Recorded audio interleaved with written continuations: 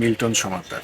আসলে সব বিষয়ে মন্তব্য দেওয়াটা আমি পছন্দ করি না। সব বিষয়ে মন্তব্য করে বোকারা। মানুষ মারা গেছে, একটা মিনিমাম ডাক্তারের সার্টিফিকেট তো লাগবে কি কারণে মারা গেছে। টাকাটা দিয়ে আরো টাকা তৈরি করতে পারে যাতে ওই মানুষগুলোর যাদের জন্য টাকাটা এনেছে তাদের সেবাই কাজে লাগে। যাওয়া হাত ক্ষত, তা থেকে পোকা বের হচ্ছে, তার শরীরে ক্ষত, বিশ্বাস করতে করতে তার একটা মূর্তি বানিয়ে রেখেছে আমার মনের মধ্যে। এক নিমিষেই সেই মূর্তিটা যেন একজন কেউ বাড়ি দিয়ে ভেঙে দিল, একদম চুরমার করে দিল। আমি তার ঘাটটা ধরে টেনে নিয়ে একদম থানায় নিয়ে হাজির হয়ে যান।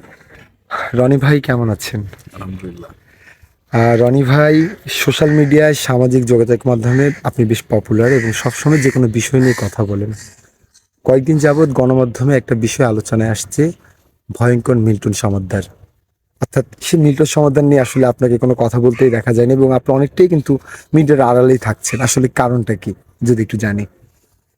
আসলে সব বিষয়ে মন্তব্য দেওয়াটা আমি পছন্দ করি না। সব বিষয়ে মন্তব্য করে বোকারা। যারা জানে কম তারা সব বিষয়ে মন্তব্য করে। আর আমার যদি একটা কথা বলতে হয় তাহলে ওইটার পিছনে একটা রিসার্চ থাকতে হয়, ওইটার পিছনে আমার অনেক ইনফরমেশন গ্যাদার করতে হয় এবং অনেক সময় ব্যয় করে তারপর হচ্ছে গিয়ে পক্ষে বিপক্ষে যত তথ্য আছে সব সংগ্রহ করে নিজের একটা মতামত ওখানে দিতে হয়। এই আর কি। তো র্যান্ডম তো কথা বলতে পারি না, তো সেই জন্য হচ্ছে একটু কম থাকি। ঠিক আছে।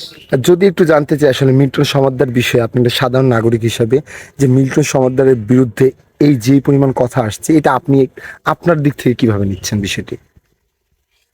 মিল্টন সমাদ্দার বাংলাদেশের মানুষ ওনাকে তো চেনে, খুব ভালো কাজ করেন। সেই জন্য উনি বৃদ্ধ বয়স্ক মা বাবাদেরকে সেবা করেন।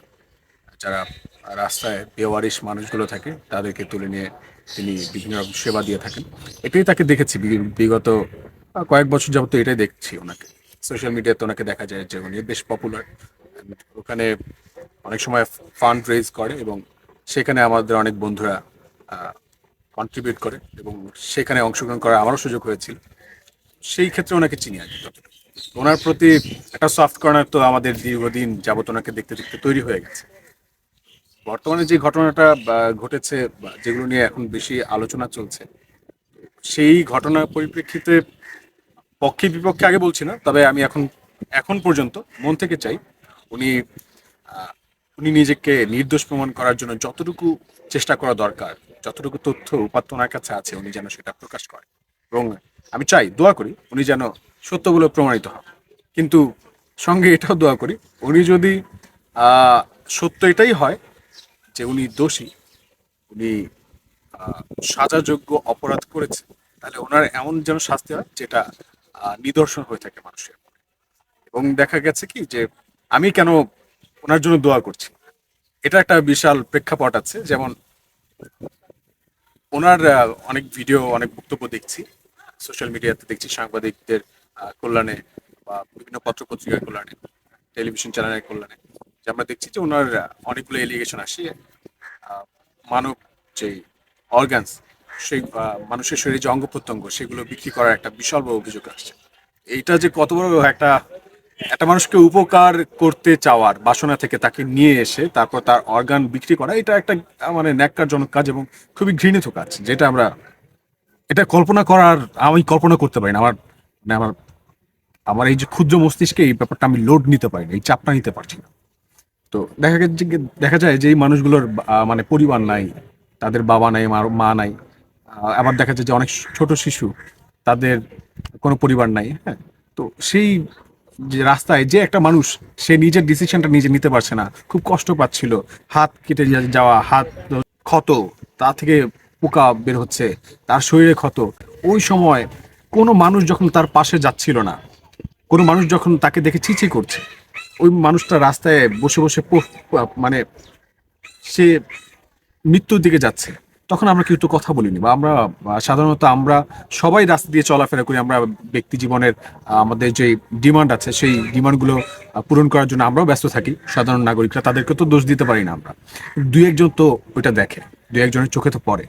যারা দেখে তারা মানবিক, নিশ্চয়ই মানবিক, এবং তাদের প্রতি আমাদের সফট কর্নার কাজ করা খুবই স্বাভাবিক। এবং সেই সেই জায়গা থেকে আমারও সফট কর্নার মিল্টন সমাদ্দারের প্রতি এখন পর্যন্ত আছে। কিন্তু তিনি যদি সত্যি ওই ঘৃণিত কাজটাই করে থাকেন, অর্গানস বিক্রির মতো কাজ করে থাকেন, মানুষকে ঠকানোর মতো কাজ করে থাকেন, এটা তো খুব স্বাভাবিক একটা বিষয়, যেহেতু একটা বিশাল অঙ্কের ফান্ড প্রতি মাসে তার কাছে আসতেছে এবং তিনি পুরো একদম সেট আপ রেডি করে একটা বহর সাজিয়ে তারপর হচ্ছে গিয়ে মানুষের মধ্যে ইন্টারাকশন তৈরি করছে এবং মানুষের কাছ থেকে যে কমিউনিকেশনের মাধ্যমে ফান্ড কালেকশন করছে। শুধু ব্যক্তি মানুষ তা নয়, বিভিন্ন প্রতিষ্ঠানের কাছ থেকে, আন্তর্জাতিক সংস্থার কাছ থেকেও বিভিন্ন রকম তিনি ফান্ড সংগ্রহ করে থাকেন, যেটা আমি এখন পর্যন্ত পত্রিকা মারফত এবং কিছু গুরুত্বপূর্ণ সংস্থা এবং ব্যক্তির কাছ থেকে জানতে পেরেছি। তো সেইখান থেকে দেখলাম যে তার যে অর্থ বা সম্পদের কথা উল্লেখ আছে, তো একজন ব্যক্তির অর্থ সম্পদ ঠিক আছে, তিনি চেয়েছেন হয়তো ওই টাকাটা, পজিটিভলি আগে বলছি, পজিটিভলি বলছি যে টাকাটা তার কাছে এসছে একসাথে, অনেকগুলো টাকা আসছে, আমরা তো একসাথে ওইটা খরচ করতে পারি না, ওইটাকে আরো উনি হচ্ছে কাল্টিভেট করতে পারে, টাকাটা দিয়ে আরো টাকা তৈরি করতে পারে যাতে ওই মানুষগুলোর যাদের জন্য টাকাটা এনেছে তাদের সেবাই কাজে লাগে। হয়তো এইটা উনি করতে পারেন, কিন্তু সেখানে তো অবশ্যই তথ্যের গরমিল থাকা যাবে না, এটা কিন্তু খুব গুরুত্বপূর্ণ। আমরা ধরেন আমি গত 13 বছর যাবৎ বিভিন্ন এনজিও সাথে ভলান্টারি কাজ করছি। এখন পর্যন্ত আমার ওই সাহসটা হয় না যে আমি কোনো মানুষের কাছে টাকা চেয়ে একটা মানুষের উপকার করতে যাব, তার অন্য মানুষের কাছ থেকে টাকা চেয়ে।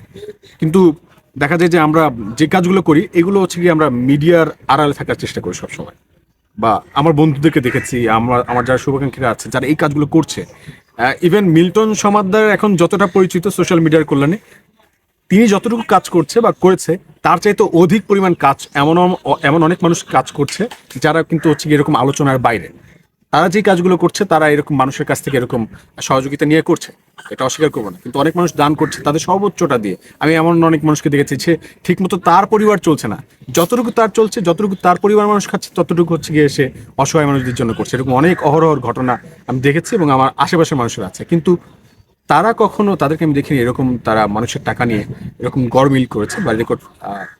একটা মিনিমাম তথ্য তো আপনার কাছে থাকতে হবে যে আপনি টাকাটা দিয়ে কি করছেন। আপনি এই যে মানুষ মারা গেছে তাদের সার্টিফিকেটটা, আপনি যে মানুষ মারা গেছে একটা মিনিমাম ডাক্তারের সার্টিফিকেট তো লাগবে কি কারণে মারা গেছে। তারপর হচ্ছে যে ওয়ার্ড কাউন্সিলর, তার কাছ থেকে মৃত্যু সনদটা নেবে না, সে এটা তো নেওয়া গুরুত্বপূর্ণ। কিন্তু দেখলাম তার এলাকার যে ওয়ার্ড কাউন্সিলর সে নাকি জানেই না যে এখানে মিল্টন সমাদ্দার যে মানুষগুলো, ঢাকা শহরে যে মানুষগুলো মারা যায় সেগুলোর তো দায়িত্ব হচ্ছে গিয়ে ওখানে যেতে হবে আপনার কাছে। তো কাউন্সিলরের কাছে তো কমিশনার বা কাউন্সিলর ওনারা নাকি এই বিষয়গুলো জানে না বা ওনাদের কাছে মিল্টন সমাদ্দার যোগাযোগ করেনি। তো এরকম অনেক অনেক বিষয় আছে, অনেক অনেক তথ্য যেগুলো আপনারাও দেখছেন আমিও দেখছি, বেশ মনে হচ্ছে বিভ্রান্তিকর। তা আমি ওনার কিছু কিছু স্টেটমেন্ট দেখলাম যেগুলোর এক এক সময় এক একটা ভিডিওতে, এক একটা ইন্টারভিউতে উনি আলাদা আলাদা বক্তব্য দিয়েছেন। এক সময় যেখানে বলেছেন 170 কথা, আরেক জায়গায় হচ্ছে 150-এর কথা। আবার কারো কাছে শুনছি যে প্রায় হচ্ছে গিয়ে তিনি এই যাবৎকালে প্রায় 900 মানুষের মানে 900 মানুষ মারা গেছে। হ্যাঁ, তো এই 900 মানুষ মারা গেছে, যে এই 900 মানুষের তো একটা রেকর্ড থাকতে হবে তার হিসাব মতো। তো এই রেকর্ডগুলো তো হচ্ছে গিয়ে পাওয়া যাচ্ছে না, এবং তার যে অডিট রিপোর্ট সেগুলো যেগুলো দেখছি এবং রেফারেন্স সহকারে তো সোশ্যাল মিডিয়াতে দেখা যাচ্ছে এবং পত্রিকায় দেখা যাচ্ছে রেফারেন্স সহকারে, যে সেই অডিট রিপোর্টগুলো হচ্ছে গিয়ে মেকি করা এবং যেটা প্রয়োজনীয় বাজেট তার তুলনায় অনেক, যেটা সাধারণত আমরা যেগুলো দেখি কিছুদিন আগে আমার একটা আপনার যে বালিশ বালিশ কেলেঙ্কারি, ঠিক আছে, বালিশ কেনাকাটার জন্য অনেক টাকা ব্যয় করতে হয়েছে, ঠিক আছে, একটা সামান্য একটা বালিশের দাম অনেক টাকা, কোটি টাকা। তো এইরকম গরমিল যেহেতু আমরা সরকারি করাপশন মানে করাপ্টেড পাবলিকের দ্বারা আমরা দেখতে থাকি, আমরা সেখানে গালি দিই, আমরা বকা দিই, কিন্তু যারা এই আমাদের মতো মানুষের সেন্টিমেন্ট নিয়ে কাজ করছে, আমাদের আবেগকে তারা প্রশান্তি দিচ্ছে, যেমন মিল্টন সমাদ্দারকে আমি এতদিন পর্যন্ত সেটাই চিন্তাম। তো এরকম মিল্টন সমাদ্দার যারা আছেন তারা কিন্তু যদি এই একই কাজ, এই করাপশনের কাজ বা দুর্নীতির কাজটা তাদের কাছে দেখা যায় না, তখন আসলে আমাদের মানে ভালোবাসার যে জায়গাটা, আমাদের যে অনুভূতির জায়গাটা, এত দিনের বিশ্বাস, একটা বিশ্বাস করতে করতে তার একটা মূর্তি বানিয়ে রেখেছে আমার মনের মধ্যে। ধরেন তার ব্যাপারে এমন একটা তথ্য আমি জানলাম, এমন একটা ঘটনা তিনি ঘটালেন, এক নিমেষেই সেই মূর্তিটা যেন একজনকে বাড়ি দিয়ে ভেঙে দিল, একদম চুরমার করে দিল। আমার মনের মধ্যে বিশ্বাসের মূর্তিটা সে ভেঙে দিল। এটা যে কতটা কষ্টে, এটা কতটা যে করুণ, এটা মানে এখন পাবলিকরা বুঝতেছে, যারা আসলে আমরা তাকে দেখছি, তার যারা অডিয়েন্স তারা দেখছি। তবে আমি এখন পর্যন্ত আমি আশা রাখি উনি যেন নিজেকে নির্দোষ প্রমাণ করার জন্য সঠিক তথ্য উপাত্ত বের করে দেন। এবং আমি তার পক্ষের লোক বলবো না, আমি কোনো পক্ষের লোকই না, আমি যদি পক্ষ নিতে হয় শুধুমাত্র সত্য উন্মোচনের পক্ষের লোক। তো আমি এটাও চাইবো যে সত্য উন্মোচন যারা করার চেষ্টা করছে তারা যেন তাদের প্রাণপণ চেষ্টা করে যেটা সঠিক তথ্যটা বের করে নিয়ে আসতে, এবং যদি সে নির্দোষ হয় তার পক্ষে আমরা সবসময় আছি। এবং আমি ব্যক্তি মহিউদ্দিন রানী, আমি আমার জায়গা থেকে বলতে পারি, আমি বলতে পারি যে আমার প্রাণের বা আমার জীবনের শেষ রক্তবিন্দুটা দিয়ে হলেও আমি তার জন্য লড়ে যাব।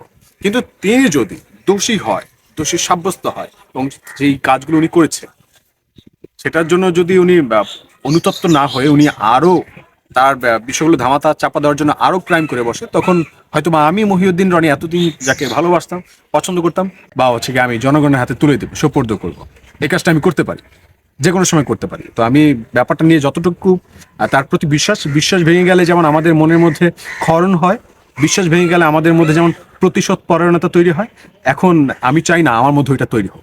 আমি শুধুমাত্র অপেক্ষা করছি সঠিক তথ্যটা বের হোক। বাংলাদেশের আইন আছে, বাংলাদেশের আমাদের বিচার বিভাগ আছে, তারা এই ব্যাপারটাকে প্রুভ করুক, তারা দায়িত্ব নিয়ে ব্যাপারটা খতিয়ে দেখুক। আমাদের বাংলাদেশের গভর্নমেন্ট, আমাদের যে প্রশাসন, তারা এই ব্যাপারটা নিয়ে দেখুক। আর যদি তারা না পারে তাহলে সাধারণ জনগণ আছে। এবং বাংলাদেশের ইতিহাসে এটাই দেখে এসেছি, সাধারণ জনগণ যাকে ভালোবেসে শ্রেষ্ঠত্বের আসনে বসাতে পারে, আসীন করতে পারে, সেই মানুষগুলোই হ্যাচকা টেনে আবার তাকে নিচে নামাতে পারে যদি সে ভুল করে বা তাদের অ্যাগেনস্টে চলে যায়। তো আমি চাই না মিল্টন সমাজের ক্ষেত্রে এমনটা হোক। সো আমিও যেমন হচ্ছে গিয়ে এইখানে আপনাদের সামনে আজকে যে কথাগুলো বলছি, এগুলো আমার অবজারভেশন। এর বাইরে যদি বলি তাহলে এটা অতিরিক্ত হয়ে যাবে, যেহেতু আমি ওনার সামনে যোগাযোগ করে আমার কথা বলার সুযোগ হয়নি। তবে যদি কখনো ওনার সাথে আমার কথা বলার সুযোগ হয় এবং আমি ওনাকে কিছু প্রশ্ন করব, এবং আশা রাখি যে বর্তমান যে তথ্যগুলো আছে সেগুলো ক্রস ম্যাচ করার চেষ্টা করবো, এবং অবশ্যই আমি মজলুমের পক্ষে থাকবো।